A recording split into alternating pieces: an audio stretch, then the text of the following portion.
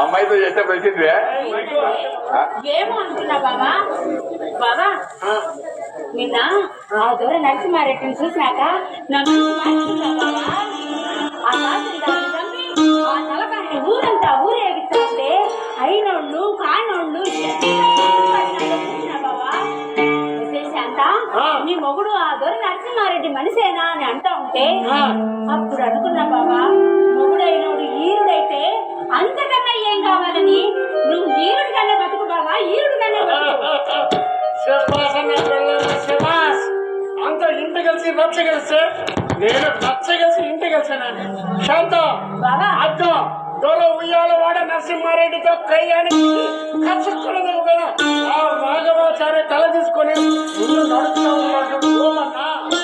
ఆ వెనకాలే వీరభద్రుని గుడిలో నగిలి వాగిట కాలు మోపినట్టు చారలేసి భూసాలు తిరుగుతూ ఎగు భుజాల మీద పట్టుకుండా సవరించుకుంటూ చూడించే పొరమ సింహారెడ్డి వస్తానండి. దొర నరసింహారెడ్డి భారతదేశాన్ని బంధ విముక్తులు చేయాలని కంకణం పట్టుకున్న మన బంగారు కట్టి దొర నరసింహారెడ్డి.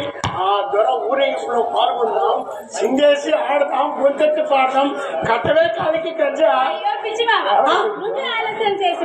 నేను కాలికి గజ్జ కట్టే వచ్చిన అయితే దొర నరసింహారెడ్డి గారికి, దొర నరసింహారెడ్డి గారికి, దొర నరసింహారెడ్డి గారికి.